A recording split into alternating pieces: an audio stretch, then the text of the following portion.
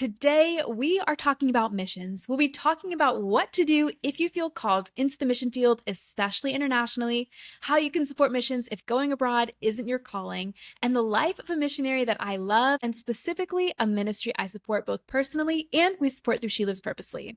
This actually is a full circle moment. Our guest is Julianne Heilman, who runs a child care ministry in Uganda.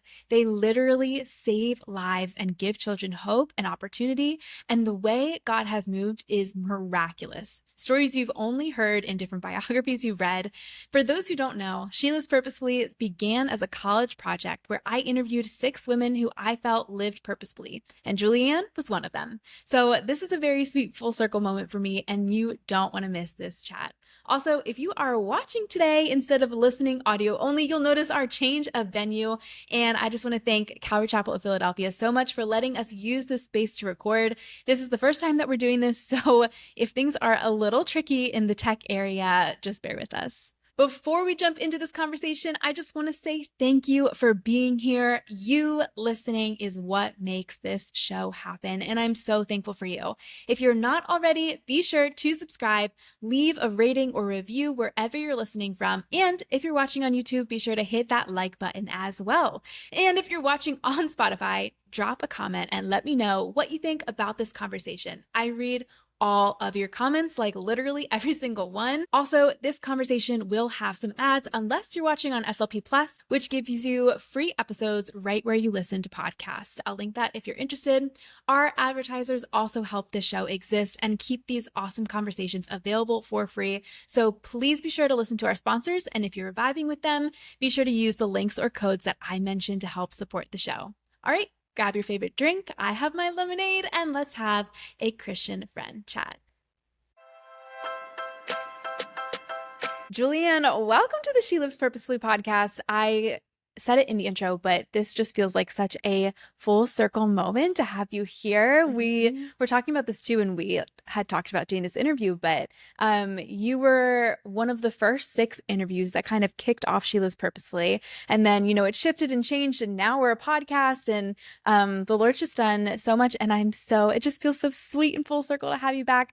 But for those of you who maybe didn't, or for those who are listening who maybe did not read the first interview, can you tell us a little bit about who you are, what you do, and all that good stuff? Thank you, Megan. I am so happy to be here. I was trying to remember, we sat outside of a Starbucks and you just had a little recording machine and we talked. That was so fun. Oh my gosh, that was too before Donnie and I started dating. Yeah. So it's like, this is like so old sweet.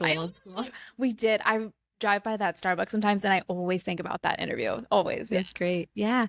So it's great to be back. It's my first time on the official audio video podcast, but technically I'm coming back. So yeah, totally. So my name is Julianne Heilman. I'm originally from Northeast Philadelphia, born and raised, but now I live in Entebbe, Uganda, which is Africa. Big change from Northeast Philadelphia. And I've been living there since November 2013. Wow. So coming up on 12 years. Wow. Yeah. Oh my goodness. Time has flown. That's crazy. Yeah. That's crazy. Okay. So tell us a little bit more. You said Northeast Philadelphia.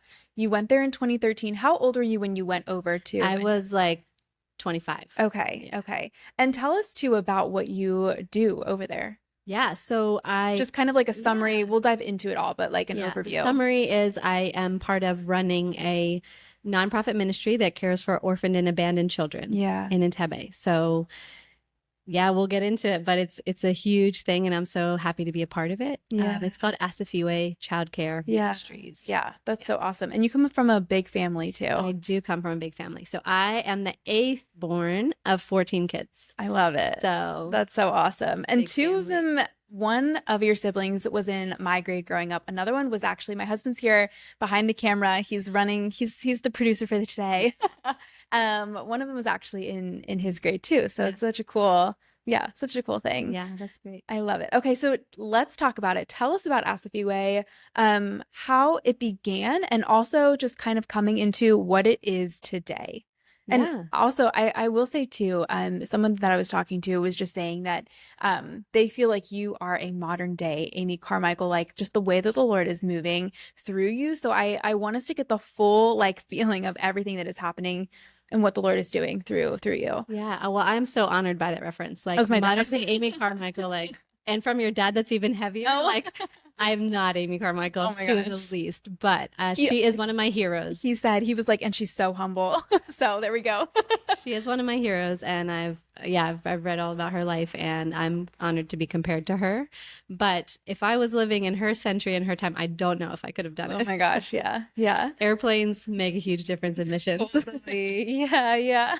So yeah, in 2013, I did a short-term trip to Entebbe, visiting a church there, and surprisingly, the trip wasn't that great, but it gave me a taste of like the ministry availability in Entebbe. I mean, the trip was great, except for like we got in a huge rainstorm in the middle of the lake and almost drowned. That's the part that wasn't great. Yeah. On my like vision trip to go and see Entebbe, but the Lord still used it to like give me a vision of, I don't think I had a clear vision, but I felt like I could settle down in the city and see what the Lord has for me. Yeah. So that was in January of 2013. Okay. And the couple years before that, I graduated college, been just working, paying off my student loans, saving up money, trying to figure out like where the Lord would have me go. And then once I went on that trip, it took me 6 months to turn around and move back. Wow. So, or like, I guess 9 months, whatever the difference between January and November is. Yeah. I think 11 months. maybe, maybe 11. I was going to go for 7, so that's embarrassing of me, but So just like 11, 10 months later, I just packed 2 suitcases and a carry-on and moved to Entebbe. Wow. And what I originally went to do was, the church had an elementary school, and I had elementary ed background. So I was like, I can volunteer at your school, like do whatever and see what the Lord has for me. So yeah. Wow. That's what I did. I got there, landed, and like, excuse me, a week later, they were like, here's your class. I was like, okay. Yeah. Oh my goodness, the pressure. I feel like that in So that much moment. pressure. Wow. Yeah. And then to tell us, I guess, going from that point where you are, you're thinking like, here I am, I'm going to go volunteer at this place. They hand you a classroom instead. And then, I mean, so much has happened. It's literally been 12, 13 years. It's so crazy. But now you're helping running this whole place, the way the Lord has grown it. Can you go through a little bit of that story too? Just how you got from that point to now? Yeah. So I had committed to serving for a year at the church, just to give it a good chunk of time, but not sure. It was open-ended. And then I was advised, like, if you're going to apply for a year visa, why don't you do 2 years? Because it takes almost a whole year to get the paperwork. And then if you want to stay longer, you have to start all over again. Right. I was like, okay, let's do 2 years. That's fine. And not knowing what would happen. And then in the midst of that, the Lord just impressed on my heart and brought some students to my attention that I could see, like, okay, they were coming to school. They were having a healthy meal at school, but I could see there was a lot of lack in the rest of their life. Like, I didn't know what they were going home to. I didn't know, like, if there was even adults looking out for them. And so I asked some friends that were also working at the church, like, do you know anything about these kids? What's going on? And they were like, yeah, this is what it is. Like, this one boy's living with his aunt, and they basically like they're so poor they live next to like the trash heap or whatever. And then he after school has to go and find ways to get some money to get something to eat that night for him and his siblings. So then I was like, wow, like there's this need for these kids to have a loving home and adults taking care of them. Yeah. Somebody should do that. Yeah, right. Yeah. And then I looked around, and I felt the Lord impressing on my heart, like, that's why I brought you here. Wow. And I was overwhelmed with that. But I was like, okay, if that's what it is, then I'll try. Yeah. Yeah. I'm willing. I don't know how to do it. I don't know what it means. Totally. But I'll try. Yeah. Wow. So that was in the year of 2014. And I connected with Dennis, who is a Ugandan that was working at the church, who had a similar desire. And we were praying about it, thinking. We approached to the pastor of the church and was like, we're thinking of starting a children's home for some of these kids. And the pastor was like, yeah, that's great. I shared it with pastors here at Calvary Philly. And we were like, would you consider like praying about this for me, with me, and giving me advice? And everyone was like, yeah, like if you feel like the Lord's leading you, then go ahead. So we started.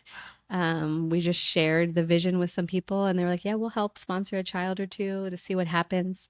And we started, by the time we opened the first home, we had a full year of praying and planning it all out. Okay. And sharing the vision with people. Yeah. And then while we were trying just personally to support those kids as we could in the background of like them still living where they lived. Got it. And then in June or May 31st, so they woke up June 1st in their home, 2015. Wow. 8 kids, which became 10 kids, which by the end of the year became 13 kids. Wow, yeah. In one house of just children with all different stories of why they needed a home. Yeah. Wow. Yeah.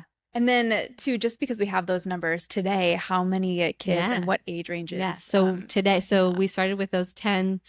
By the end of 2015, it was 13. And then now today, the most updated number I have, which it could be different because communication, is 179. Wow. And we've cared for a total of 191. Wow. But some of those kids were able to be resettled back with their families after a few weeks or months, some even after a couple of years. Yeah. So we've cared for a total of 191 children and young adults, but currently we have 179 in our homes. Oh, it's so beautiful. And just that number difference too is so drastic and just amazing to see what the Lord is doing. And it's all the Lord doing it. Yeah. If it was me, like it would be I love that. No, I love that about your story too, because you talked about how you looked around and you're like, okay, like somebody should get on this, and then the Lord was actually like, that's why I brought you here, and impressing that on your heart. And then too, how you had mentioned like, you talked about this vision that you had, these ideas that you had with different people, but you had no idea how to get it going. Yeah. And I think that's so important to say out loud too, because then it really does, one, give all glory to God. But for somebody who's listening who is like, I have this idea, I have this vision, I want to go to this place, I want to serve in this way, but I have no idea how to get started. But like the Lord can make those things happen. How did that year look like too, where you were planning and praying? I guess you kind of said, so you were supporting these kids while they were still at the homes they were in, and then you brought them into. Yeah, so that year, so Dennis is Ugandan. He was working for the church. I was still volunteering for the church in 2 facilities. Okay. I was the English teacher for the 5th grade class, and then I was helping run a vocational program for adults who had never gone to school. Okay. So we're both working full time, but also praying and planning out a children's ministry, like a child care ministry. Yeah. And so it was a lot of like, after work hours, after like weekends, like, okay, what else can we think through? Like, we need to think through these details. How would we handle this situation? Yeah. And then prayer. So that was a full year. And then trying to support the few kids that I think it was about 3 that we were aware of at the time, and just helping them have the care they needed. But it wasn't as comprehensive. It was just like, if we saw they needed something, we would try to chip in. Yeah. And then after that year, when we had a couple donations come in that were enough to pay like 3 months rent and buy some beds, we're like, okay, let's go. Totally. Yeah. Okay. So 2 questions that I have jumping off of that is, 1, what is the difference? Because 2, you've been doing this for years and I've seen you talk about it, different things. We also had a conversation previously. A lot of times people mix it up with an orphanage. Can you clarify the difference between an orphanage and what you do, Child Care Ministries? Yeah. And then 2, I would love for you to talk about how these kids come into your care, because it does sound like you were saying too, sometimes they are in a home, maybe they have a family, but now they're in your care, and then also they'll go back. So I feel like those 2 can kind of go together in a way. So can you talk a little bit about that? Sure, yeah.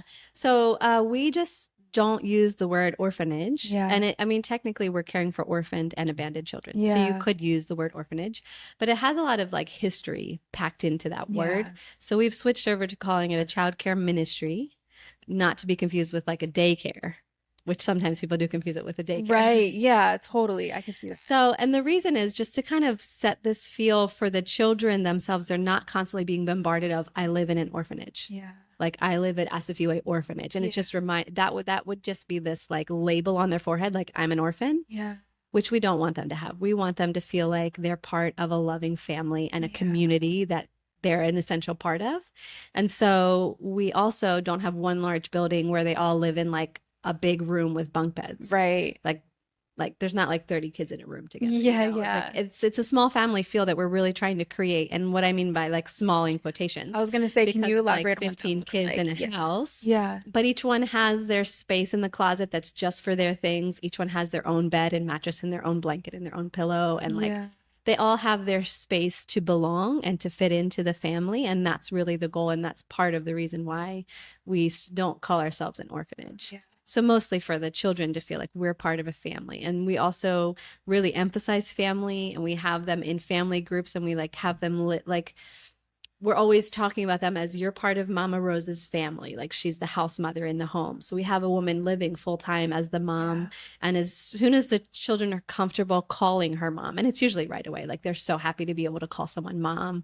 And so, yeah, so we really want them to feel like we're part of this family, and this is what this family does. And we identify as Mama Rose's family. Yeah. And we have the houses as numbers, like house 9, we're house 9 members, and we're like this. And so they really build an identity with themselves, with their mom, with the other kids in the house. And I've really seen the Lord use that to just help them feel like this is my home, this is my family. I can settle down. There's no questions of what's next. Like what's next for them is growing up and becoming adults and moving out as a normal adult would. Yeah. And then how do the kids come to you then? And I'm sure it varies, but yeah. So we have a great relationship with the social services system in Uganda, which is like the probation officer, the foster care program, all the people, all the government officials in charge of that. And then we also have a great relationship with the police unit that looks for care for protecting children. Wow. So we have children that come because the parents are incarcerated for various reasons. We have children that come because they were brought to the probationary officer, like where they need help. So we don't go around looking for kids. Like Amy Carmichael was actively like trying to pull children out of like temple prostitution, which is amazing. Yeah. But our ministry is more of receiving children from the local authorities that need care. I'm sure legally too. Like you really can't have to do it all. And right. Yeah, legally, and like if there is a parent involved, the legal system takes care of whether they need to consent to us having them or the consent is removed for them because of abuse. Right. Totally. Yeah. And two, just in this process of, these kids are now in these homes, how do you incorporate like sharing the love of Jesus with them? Like, what does that look like practically at Asifiwe as well? Yeah, that's a great question. And it's like the core of our ministry. So we're not just trying to give kids a great place to grow up, which is part of it. But the whole reason for that is making disciples. Yeah. And just teaching about the love of Jesus and how God is their father and how they can find the love that they've lost, maybe through their circumstances in their biological parents. They can find that in Christ and in the Christian community. Yeah. And we actually use Isaiah 61 verses 1-4 as like the foundation of our purpose. Okay. And that's the passage that Jesus pulls up in the temple and says like, Can you read it? Yeah. The Spirit of the Lord God is upon me because the Lord has anointed me. Now, this is Jesus taking this on. I'll read the rest of it, but just the background of why we chose it is that like Jesus took this on in himself, but then at the Great Commission, he says, now you go and make disciples. So he basically is handing this mantle to us to take the Spirit of the Lord on and continue the work he started. Wow. So we're really identify with that as like a ministry and our purpose. Yeah. So it just says, the Spirit of the Lord God is upon me because the Lord has anointed me to bring good news to the poor. He has sent me to bind up the brokenhearted, to proclaim liberty to the captives and the opening of the prisons to those who are bound, to proclaim the year of the Lord's favor and the day of vengeance of our God, to comfort all who mourn, to grant to those who mourn in Zion, and to give them a beautiful headdress instead of ashes, the oil of gladness instead of mourning, the garment of praise instead of a faint spirit, that they may be called oaks of righteousness, the planting of the Lord, that he may be glorified. They should build up the ancient ruins. They should raise up the former devastations. They shall repair the ruined cities, the devastations of many generations. Wow. Yeah. Wow. That's so beautiful. Oh my gosh. I love Isaiah is so beautiful altogether. That is really awesome. And then two, just talking about like where it is now, what plans do you have for the future of Asifiwe? What are your hopes and goals for it? And then we'll jump into two, anything else you want to share about it, but like how we can support you. And then I would love, and then we'll continue the conversation after that. Yeah. But let's start with this. Yeah. So the future of Asifiwe. Yeah. So right now, the way we were able to just launch it and get it going was renting houses. Yeah. So we're just in this little neighborhood. We have like probably like every 10 houses is one of the ones we're renting. So they're just people, all the rest of the community, we're just living among them, which is really great. Yeah. The kids get to learn, like, how do I exist in a neighborhood? How do I exist in a community? But it's a little bit harder to be always having landlords and like rent, and it's not like the Lord has provided financially, but there's other difficulties besides financial when you're renting someone's house. Yeah. And then they're kind of spread out. So like having several different security situations that we have to keep under control. So the future that we would love to see the Lord do for us is just to have a big piece of land where we build our houses and have the kids all in one place together. Yeah. And just have like our own little community of the kids all in one place. And that would just make a lot of logistics easier as far as like getting them to school. If we can build a school on our property, then they can just walk to school right across the path. Even if we can have a medical facility on ground, it would make like living together and just the logistics of it so much easier. Yeah, totally. So we hope for the future to be able to buy a big piece of land, build houses, and have the kids all live together in a community and have everything they would need there. So we currently have a school for them. Since 2020, we realized like we need to be able to educate our kids. If anything was to happen again where schools were shut down, we could still continue educating them and they wouldn't get set behind. Because a lot of our kids are already old for their age in their classes because of their lack of care. So sometimes we have 15-year-olds in second grade. Wow. And then they didn't go to school for 2 years. So now they're 17-year-olds trying to do third grade. Yeah. But if we are educating them at home, we can hopefully keep them on track with their education. Yeah. So we're currently doing that. The Lord has blessed us to be able to do that. The Lord had just blessed us this year to be able to buy the property that we use for the school. Wow. That we were previously renting. So Praise that's the a Lord. huge blessing. Yeah. And we're hoping to be able to expand that and buy a property across the street, which we're still praying for and looking for resources for that. Okay. But still, even with those two properties, we would love to be able to just have a big chunk of land and move out of the rented houses and have them all living together. Yeah, that sounds really beautiful. It's funny because in my mind, I think I imagined it that way, where it's all on one property, all these different houses. So, to know that one isn't the case and is a goal is like, okay, like let's totally get it there, because that sounds like it would just add to even that family community feel that you're trying to foster within the homes too. Yeah, and it would really help us to kind of seclude them in a healthy way. Yeah. Because right now, some of the kids, we've been having some challenges with keeping them less exposed to the world and the negative sides of life. Yeah. And have less access to unhealthy habits, which is a little bit hard because of the community that we're in. Mm-hmm. So we would love to be able to have a healthy wall around their lives to protect them from maybe the negative things that they were drawn out of, and help them to, learn biblical ways of living and decision making before they're exposed to such unhealthy options. Yeah. No, that's awesome. Just thinking about that too. And you had talked about previously how you have like a 15-year-old in second grade. What are the age ranges of kids that you do take? And you might have already you said did this ask me and I didn't answer. Oh no, you're good. So the youngest member, you can share. The youngest child is just turned 1 month. Okay. So he was born June 2nd. Wow. And I didn't even meet him. I haven't met him yet because he had to spend a week in the hospital, and then he arrived the day after I came here. Wow. So he's the youngest, 1 month old. And then the oldest is 25. Wow. She's we have two 25-year-olds that are about to graduate from college in October. Wow. Yeah, so all the ages in between. Through college then too? Yeah. So we're responsible for like comprehensive care for all of the children until they can be independent. And we believe the best way possible is to equip them for getting jobs in areas that they're gifted in. Yeah. So whether that means college, vocational training, practical training, and something that they can physically do, where we really want to make sure we provide all of that to them so they're set up the best that they can be for a successful future. Wow, that's amazing. I love that a lot. And too, how it isn't just like, because I think that can be like a point about maybe the system here where it's like, okay, as soon as they're a certain age, you're off, and whether you feel like you're equipped or not. And so to feel like they're actually being helped until they feel ready, it feels really unique. Yeah. And I think too, because in Uganda, we are a privately funded organization, so we can decide how long they stay with us. As long as we have the funding to provide for their needs, they can stay with us. Wow. So that's a great freedom to have. Absolutely. Absolutely. Yeah. Can you tell us too, And this is kind of a question I'm just thinking about now. Do you have any specific story, maybe of a specific kid, just so I think everybody, all of us can really understand the weight of what you guys are working through and what the Lord is doing there. And you've already shared so much, but do you have a specific story of somebody maybe that, stands out that you're like, okay, this is, where they came from and where they're at now or what's happening? Yeah. So I have a couple stories, so it depends on how long you have. But there's two stories that are both very dramatic, but one's a girl and one's a boy, and they're very different.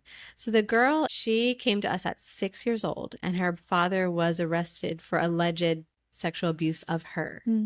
My gosh. And so it was still alleged. The police were like, we heard this, we're not sure. So he was like put in jail temporarily, and she was with us, and she would just tell us what happened, like plain blank, no emotion, just like, my dad did ABCD to me. Wow. We're like, wow, okay.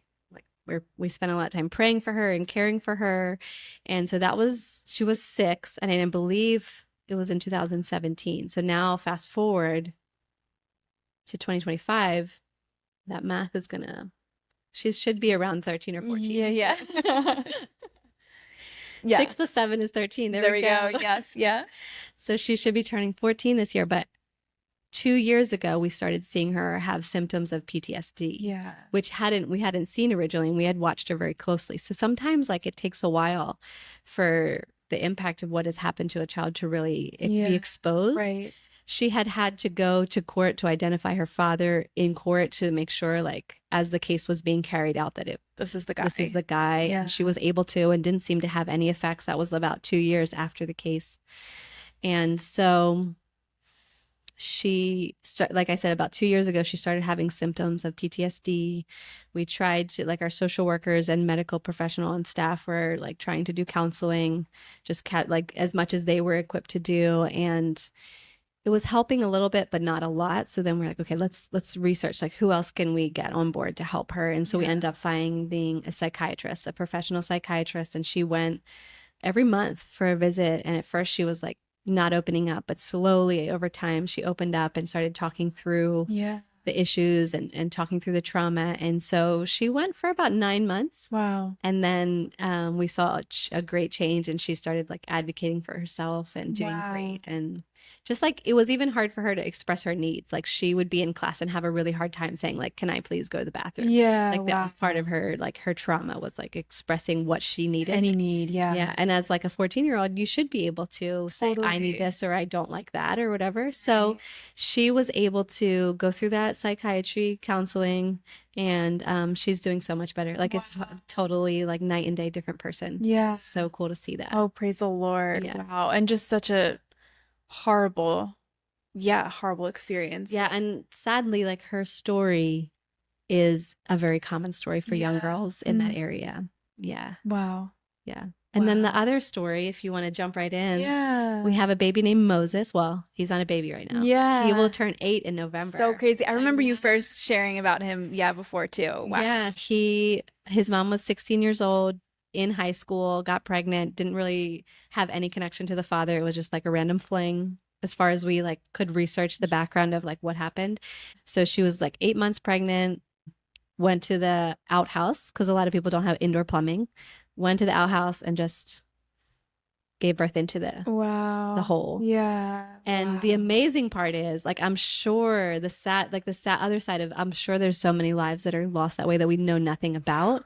But the amazing thing was that he was found. Wow. The bystanders say a dog was barking nonstop at that bathroom, like just barking and barking and barking. And so much that the neighbors are like, what is going on? Like, this is a stray dog barking at this bathroom. Like, this doesn't make sense. So they went close, heard the cries of the baby, and then called the police, and they were able to like get the fire brigade to come and like break open the cement and get him out. Oh my gosh. And they were able to take him. They called us. I was in the US at the time. Wow. They called my co-founder Dennis, and we're like, we have a baby. Can you take this baby? Yeah. I don't have anywhere else to take him. And we're like, okay, but like, what needs to be done? Like, we don't even know. Yeah. One, we'd never cared for infants. We had never had a child below 18 months before that. And it was like, are we ready for infants? Yeah. And two, like that, like, what are going to be all the medical complications with such a story? Yeah. But he was able to be taken to an emergency unit in a hospital an hour away. And he spent 2 weeks there. He had sepsis, but they were able to clear it up. Wow. And within 2 weeks, he was discharged and home, and we had a newborn baby. Wow. Wow. Yeah. And you said he's 8 years old now. He'll be 8 in November. Wow. Isn't that so amazing? Oh my goodness. That is amazing. I remember you telling that story before, and it's just so, and too, I think with the photos before too, where it's just like the before and after. Unbelievable. Unbelievable. Yeah. Wow. The Lord is, God is doing amazing things. He is. Yeah. He is. So too, how can people support you or support Asifiwe? And I know also you do have a 5K coming up. Yes. That we're excited about. I have information about it here. Yeah. So I'm just going to pull it up too. And then after I do this, I do want to talk about practically also for somebody who's listening who is like, I want to be in the mission fields internationally, or maybe I don't, but I still want to support in different ways, what that looks like for both. But let's talk about the 5K and just other ways that you, Asifiwe, can be supported too. So the 5K is September 13th. It is in our area, so I can link information to this.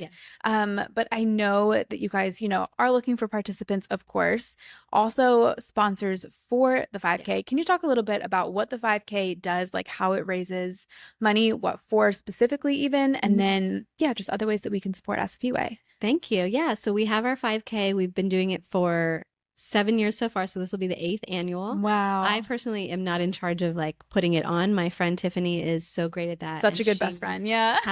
Yes, she's such a great best friend. We've been friends since we were 13. It's just such a blessing. Who could imagine, right? Oh my gosh. So Tiffany and her husband Mike Clark put this on every year, and they have several people helping them. So the 5K is just like raising funds to boost the bank account, like just to help the kids. Yeah. Because the main way we have income for the kids is donations. So just we operate off of donations, and I'm using very bad like vocabulary for this, but right, like we're not trying to boost my bank account. No, right, of course. We're trying to get funding to provide for the kids' needs. Yeah. So the main way we run the organization is through monthly donations. Yeah. So you can sponsor a child, you can give generally without a connection to a child. Both are great. If anyone wants to do that, that's awesome. But the 5K really just helps bring in a little boost to that, to monthly, like for things that we don't have enough funding for, which usually every year it's like looking for tuition for the kids or like medical bills that are piling up and just different things like that. So the 5K just kind of goes towards boosting our budget and helping us meet some needs that might not be met through the monthly donations. So we would love people to be involved, as many participants as possible. Yeah, if you're in the area, we will be there. State. So So it's close. PA, New Jersey, New York, Delaware, wherever you are. Yeah, I love If you want to fly in, that'd be amazing. That would be so cool. That would be really awesome. Yeah. And then we really look to have corporate sponsors for the 5K, which the more participants are, the more corporations are looking to because they get free advertisement if you make a donation, looking forward to having more people involved in that 5K. Absolutely. And other ways you can support is that the donations, like if you feel led to make a one-time donation, like praise God. If you feel like you want to be more involved and do like a regular donations, that's great. It's all tax deductible. We're a nonprofit in the US, 501c3. Somebody told me recently that you can look us up on Charity Navigator and we have a great score. I haven't looked myself I love up, it. but you can look it up and see what it says. Yeah. Awesome. So all donations are tax deductible. If you want to even be more connected and sponsor a child, reach out to us. I'm sure you'll link like our I'll link our all website of this. with our email address is on there, asifewechildcare.org. Totally. And then we're on Facebook, Instagram. We're newly on LinkedIn. Oh, so we're trying to get that up and running. My husband, you're on LinkedIn. He's a big LinkedIn fan. Asifiwe Child Care Ministries. There we go. On all of those platforms. I think that's awesome because I do think sometimes when we have this perception of donating to a nonprofit, especially a really large one, you're like, okay, where's my money really going? Or they have more than enough and I'm just like a drop in the bucket kind of thing. But it sounds like you were saying like these sponsorships, these donations, the reoccurring or the one time, whatever it is, like it's literally going to the end of the year, things that are the medical bills that are piling up, the tuition. So it really is meeting very practical needs of that time, not just, in our 10-year plan, this might go to like something, I don't know. Right. Yeah. So for like full transparency, we have one part-time employee in the US and then some, website fees, and like just a few other things like a phone bill. And that's pretty much all we spend stateside. The rest of the money is just going to caring for the kids. I don't have a salary through the nonprofit at all. I just am supported separately as a missionary through other donors. So literally like 95%, if not 99%, is just all going to care for the children. Wow. Which is that's so rare, I feel like. Yeah. Yeah. Wow. So we're really trying to just make sure we can give the kids the best life possible. Yeah. We're not just feeding them like rice and beans. Like we're trying to make sure they have a healthy diet, healthy lifestyle, have clothes that they like. Totally. You know, to just feel like a valued individual. Yeah. And then for even more like all transparency, most fundraising organizations do like, they don't do one sponsor per child because $35 a month really doesn't care for a child. Yeah. So we do a similar thing where we try to get 8 sponsors for every child to cover comprehensively everything they need. Yeah. And so I think the last time I checked, like 25% of our kids were fully sponsored. Okay. So wow. Yeah, that's where the 5K and different fundraising things are so helpful because we're only like 25% funded. Yeah. As far as monthly sponsors for the kids, those things really help cover all the other costs. Yeah. Okay. Yeah. That's so practical and good to know. I appreciate you sharing that because again, I feel like one, that is rare, just your vulnerability and transparency, but 2, that all of the money really does, or 90-95% really does go straight to the kids. I feel like, that is rare. So much of it is, advertising, PR, different things. Yeah. And so, that's amazing. Oof. Wow. Well, thank you for sharing all of that. Yeah. And then 2, just as somebody who was in North Philly and now is in Uganda, can you talk to the woman who is listening who it's on her heart? She wants to be a missionary too. And, specifically, maybe it's somewhere else domestically, somewhere internationally, but she wants to leave the place that she is in and she feels called to go somewhere else. I want to get practical. Can you talk about just practically, what steps maybe it's really helpful to take or, a piece of advice that you would have for her? Sure. You have walked in that path and so if you have any well, you're going to take everything with a grain of salt because I only have my own experience to pull from. Yeah. But maybe let me just take you back a little bit. Like, so I didn't just jump into, let me just move to Entebbe in 2013. Like it was like, my first missions trip was in 2005. So it was a full 10 years between what is missions? Oh, this is what missions is. Yeah. To like, okay, we're going to start a children's home to now fast forward 10 years. So 20 years ago. Wow. Was like, what is missions? Yeah. And what even is this? Like my brother had gone on a trip with our youth group to Russia and the next year they were having another and I was like, I want to go too. And that was like my full motivation was like, I want to see what this is. Yeah. Had never had a passport. Had never been on a plane. Wow. And just was like, okay, let's go to Russia. Yeah, yeah. And the more amazing part is my parents were like, okay, you can go. Yeah, right. I was 16. The blessing, yeah. Like 16, like they let me jump on an airplane. It was like a 12-hour flight. My first time ever setting foot in an airport. I want to talk all about Russia too after this. Yeah, that's so interesting. I didn't know that. Well, that's a big part of my step into missions that I didn't really realize in the moment was we were doing outreach ministry, like evangelism. There was Unspoken was just starting as a band and they went with us to do like an outreach concert. So the whole week I'm like trying to speak a little bit of Russian, like invite people to concerts. Like I barely knew anything. Yeah. But then at the end of all of that, we went to a orphanage. We got on like a bus and drove for like at least 4 hours, if not more, to this orphanage in the small village, and they wouldn't even let us inside the building, which now gives me a lot of question marks because whenever teams visit Asifiwe, I'm always like, come in, see where they sleep, see where they cook from. Like I just need to see like everything we're doing. I have nothing to hide, but they wouldn't let us in, and so the kids would come out and play with us. And there was this little girl named Anna that played with me the first day. It was fun. I didn't really think much of it. Like I showed her how to make a flower crown and we just did like fun stuff like that. And then we left. And the next day I was coming and I was like about to step off the bus and she ran up the steps and like latched her arms around me and wouldn't let go. And I was like, whoa, like, what is this? Like, what is happening in her that she is like clinging to me? Yeah. Like, is this the first time she's felt that emotional attachment to another human being? Like it might be. And that was where I just first felt like, oh, there's a need for children to be like loved and to feel the physical feeling of what it means to be loved.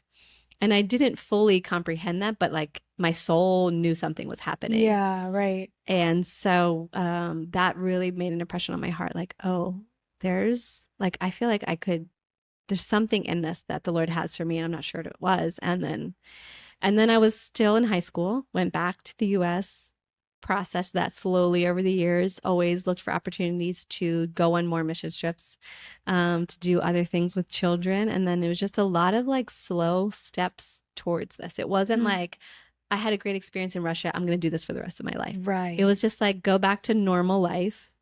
But the Lord had changed me in that instant. Or I think he had awakened something that he had put in me from day one in that moment. Totally. But it was just a lot of daily life. Like, go to physics class, figure out how to pass chemistry, you know, like, hey, help wash the dishes at home, you know? Yeah. And so I'm the 8th child of 14 kids. So I have 7 younger siblings. And that's a big part of it too, is like, you know, that nature versus nurture. Was I destined to be a missionary? Totally. Or did my environment shape me? And I think it's both. Yeah.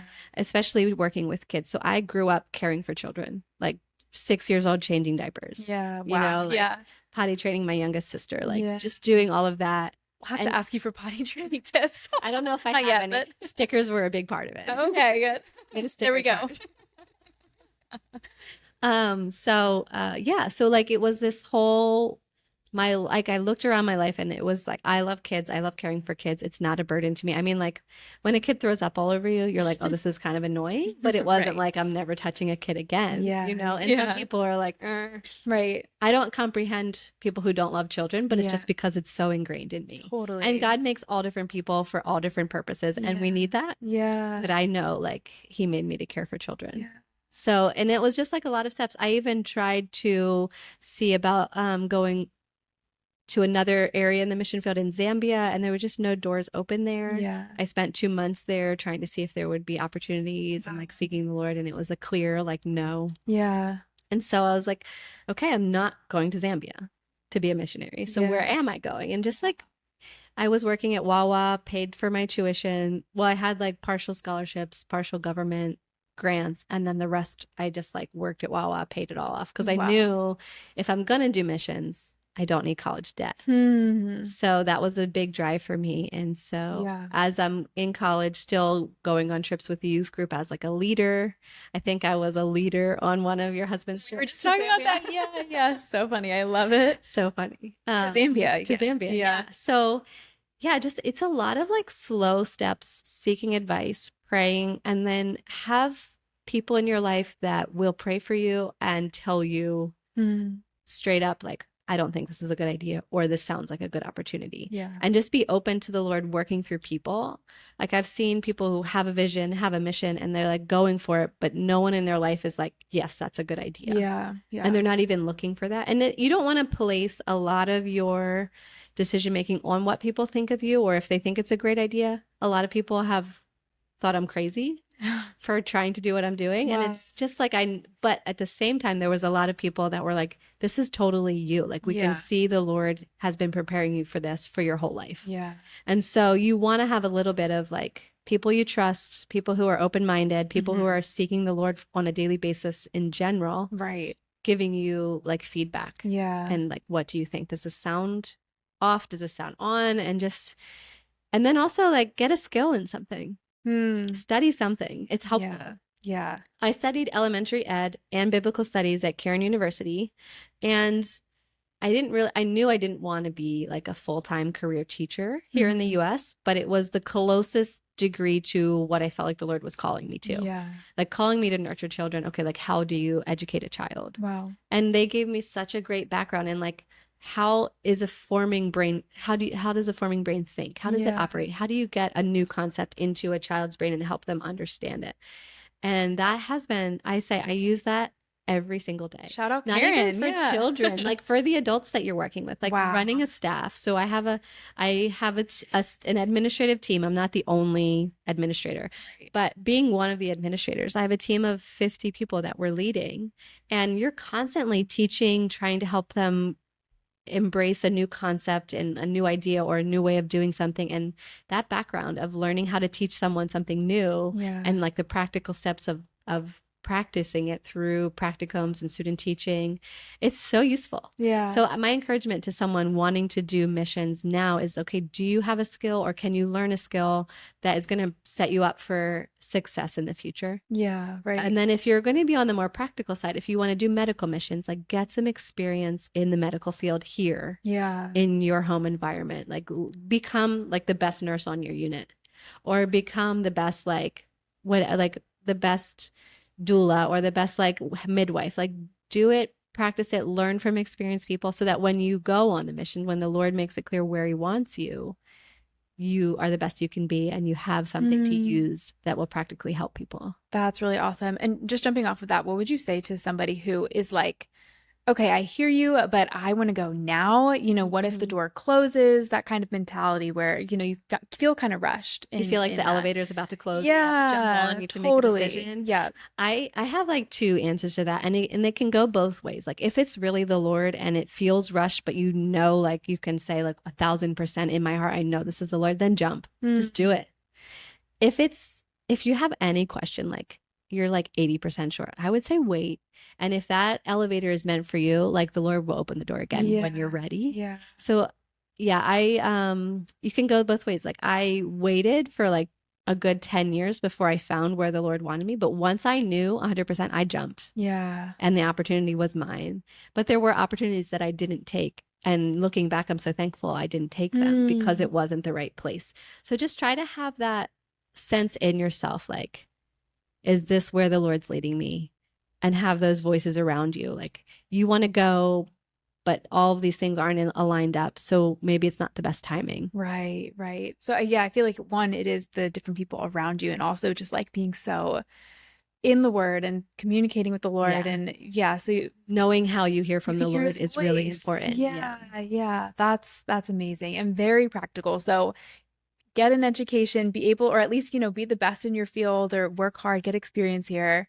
Also, I love that you said too, the paying off college debt, just like very practically, like you want to be free to go to another place and equipped to go to another place, not just kind of, I guess almost this fairy tale idea of like, I'm just going to go and everything's going to line up, but being equipped and prepared. And and I think if you could do, like if someone has the opportunity to go on several short-term trips before they make a full-time commitment, that's also helpful. So I think I went on at least 10 different mission trips before. And then the one right before I moved full time, I had spent 2 months. So I kind of learned, what does daily life look like? Because daily life as a missionary is very drastically different than your 2-week missions trip. Right. Don't make so my advice from that is, don't make a lifetime commitment on something you're not sure of. Get some experience, see what it's like practically. If you know other missionaries, like, hey, can I visit you for 2 months? Like you can do that with me. Probably we could work something out. I think we have a friend who did that with you for a little bit too. Like 3 months. That was great. Having her, she came for like a semester. We had some chats. She saw daily life. She helped take care of the babies. So awesome. That is really awesome. Jumping off of that conversation too, actually, short-term mission trips, I know there is a lot of chatter about whether or not those are actually fruitful, because I think there is this idea where it's like, okay, you're forming these relationships, you're maybe doing something that's not actually practically helpful, and it just is a feel good in your own heart, and then you leave these, maybe it's kids, and leave a job unfinished, things like that. So my question to you is, because it does sound like you feel like short-term missions is helpful, how can people who go on a short-term missions trip be of the most help? Like, they're planning this trip, or, maybe somebody's wanting to go on a trip. How can it be the most helpful? And what would you say maybe to that argument that it's not helpful, don't go at all? So there are ways to make a short-term trip so helpful and beneficial to the mission or the organization that you're visiting, or the individual. And the best advice I can give you is be in constant communication with the person on the field. And always defer to their opinion. Like 99% of the time, defer to the person on ground of what they think would be helpful to the ministry. And then the other side is like, know your purpose. Be very clear, like, we are going to do ABCD. And it might just be to encourage the missionary. Yeah. And then have like 3 practical ways that they give you, like how we want to come. And the only thing we want to do is encourage you so that you feel well equipped to do your mission. Yeah. Not like we're going to come and give you a break and we'll do your mission for you, because you can't really do that in 2 weeks. Yeah. But get constant feedback from the person. So we had a team come in at the end of April, and they had reached out to me and said, we want to come and do something beneficial for the ministry. What are some things that would be helpful? And that was such a great question, because it wasn't like, we want to bring these teens here because we want the teens to be impacted and become missionaries in the future, right. Which is a great purpose. Mm-hmm. That's a great thing to like, we want teenagers to see the world and see if God would use missions. Because that's how I got into missions, because I was a teenager that went on a trip, but we also had like a kingdom purpose on top of that, which we were doing. Yeah. So that team, I was like, you know what? This is going to be like probably boring, but we have a lot of houses that we're renting that the paint is in really bad condition. Yeah. And like, if we were ever to leave this house, we definitely need to update the paint on all the walls inside and out. And they're like, that's great. We're going to go have a fundraiser. And like, how much money do you think it would take to paint a whole house? So I just like tried to estimate a figure, threw it out to them, and they're like, great. And they like raised enough money to paint 9 houses. Wow. They didn't have enough time to paint 9 houses. Yeah. They painted 1 on their trip. But it was like this perfect mix of, we want to do something practically. Playing with kids is fun, but we don't feel like we can spend 2 weeks just playing with kids. Yeah. So what could we do practically that's beneficial for you too, and we can leave behind? Yeah. So painting we have a baby house just for the kids from 0 to like 4 years old. And they spent a whole week just painting that house inside and out. And it's so great. And then after they left, we hired some professional painters to finish up a couple of the other houses to round out all the money they had raised. And it was a huge blessing. And they were impacted as individuals, and the ministry was benefited as a whole because of what they were doing and because they were purposeful. Like, we want to come. We know it'll be a great experience for these kids to be exposed to what life is like in Entebbe and what it's like for orphaned and abandoned children. But also, we want to do something that's practically helpful for you. Mm-hmm. I think that asking, like you said, directly is so great, because I'm sure a lot of times, a team will come like thinking this is what we're going to do and this is going to be helpful without actually checking. Maybe I'm sure it just has happened in whatever ministry. So actually asking, it feels like it is so simple, but I'm sure is often overlooked, that idea. So would you say too, then, I guess, to combat this thought is, like you said, that it can be helpful. Short-term mission trips can be so helpful. Yeah. And it just really goes down to like, is the team self-focused or is it focused on helping the ministry? And then also, like, it would be amazing, like it would feel amazing to like be a part of a team that's like rescuing babies for 2 weeks.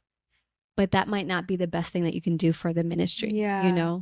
Like, I don't even go, and when the police call us for a baby, I'm not the one to go there. Yeah. I'm not the right person to do that. Yeah. It needs to be a Ugandan. It needs to be the social worker. It needs to be the person that is the right person for that position. You're probably not going to send like a 14-year-old from, I don't know, North Carolina. Yeah. So just thinking practically, like, do we want to go and further God's work in this mission? Yeah. And what is the best role we can do to further that work? Like, what can we do? We're not going to replace the doctor. Mm-hmm. We're not going to replace the cook for the babies, because the babies have such a specific diet that it'll take me 3 months to teach you how we cook for them. Yeah. Right. But you can play with the kids while they're cooking for them. Mm-hmm. You can do a VBS for the kids while they're doing, while the other things are happening. So it's really just like the mindset of, why are we doing this? Do we want to have a good time? And that's what it is. Because sometimes we've had people that they talked to me, we communicated, we had a great plan. And then someone on the team is like, but I want to do this. Yeah. Like, well, that's not helpful right now. Right. Right. And just, how is your reaction to that? I think the way that you framed that too, we have this kingdom mission and we're coming alongside that, also applies just to like all of us as Christians, whether we're in the mission field abroad or not, and it's something that's been hitting me even with like She Lives Purposefully, where it's like, okay, it's not the Lord just coming alongside whatever I want to do. I'm coming alongside him. And so I think just the way that you said that specifically for missions too, and for short-term missions trips, I feel like I know, it's missions is a fun, it's like a funny, it kind of is. Mission trips. Say that 10 times. Yeah, right. I know I'm struggling every time I say it.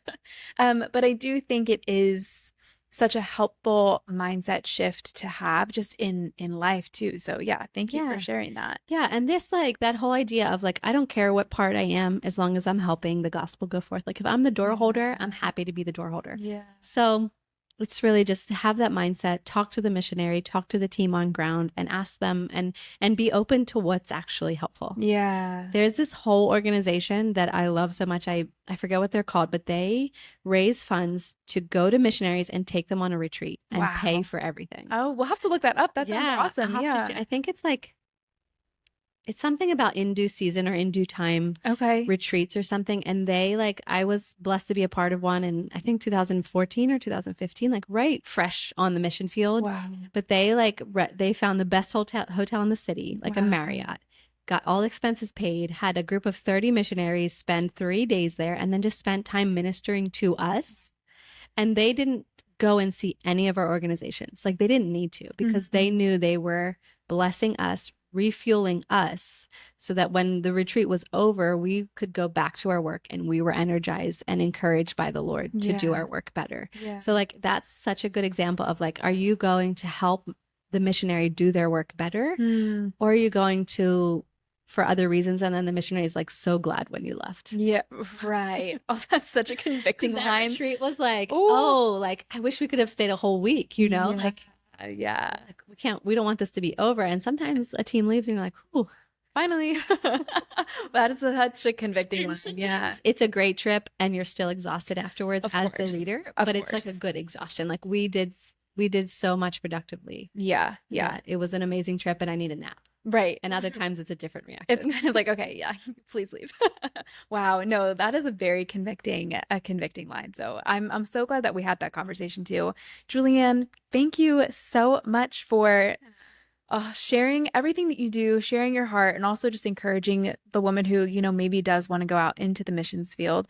Do you have any last encouragement, any last word for maybe it's somebody who wants to go out or somebody who, knows like I am not called to go abroad, but I want to support missions, how they can do that, or just any last encouragement. Thanks so much for having me, Megan. This is amazing. Circle. I love it. So cool to be back here and to be live. My encouragement is I was thinking about this too, like just like a mother needs a team of people around her so that she can be a good mother. Like she needs a husband, she needs her mother, she needs aunts and uncles. She needs this whole support team so that she can be a good mother to her child. I feel like the missionary is the same. Like we can't all be missionaries because a missionary needs a huge support team around them. So the call to missions isn't just me on the field. It's the whole support team around me helping me, and God's going to give you credit for how you helped a missionary. And not like you're going to be like special in heaven because you did that, but I think it's equal, like the person supporting the missionary is just as important as the person on the field. So if you don't like traveling, you can't ever imagine living anywhere but where you live. Like that is not a bad thing. Just seek the Lord and how he would have you be involved. And like prayer is the cheapest, but the best thing to do for a missionary. Just pray for us because God says he works through prayers. I don't know the whole thing behind it, but he tells us to pray and he says he works through prayers in ways that maybe he wouldn't do if people weren't praying. That's why I don't know how it works, but God really encourages us to pray and then see how you can be involved. Like I love it when a friend reaches out and sends me this long email of everything she did with her kids this week. Like that is so encouraging because it's like, I need that human connection. And I love to hear about people's lives and to know about their families so that the next time I'm in town, I'm not like out of the loop. Like I know that your daughter's in fourth grade and she had a problem in math this year. And then like, I'm like, I can jump right in and be like, hey, how's math class going? So be that support, be that friend. Pray for missionaries and then see if the Lord would lead you to get involved in any other way. Yeah.